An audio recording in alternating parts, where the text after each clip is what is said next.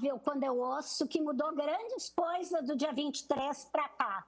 Para mim não mudou grande coisa, quase nada.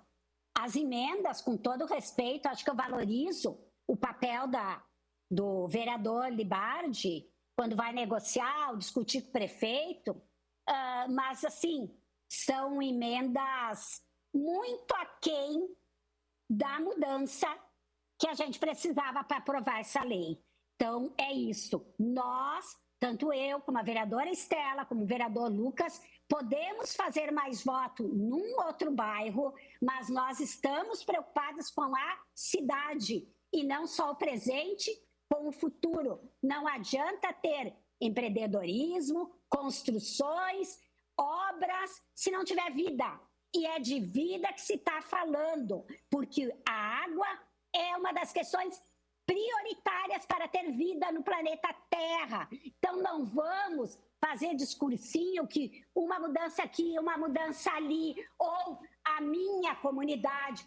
Tudo bem, eu acho estreito e tenho todo o direito de dizer isso. Estou falando com respeito, mas acho estreito o vereador que só enxerga a sua comunidade, não enxerga a cidade como um todo. Acho que a lei não foi cumprida quando não foi feito debate em toda a cidade, porque a água é um bem para toda a cidade, já falei isso.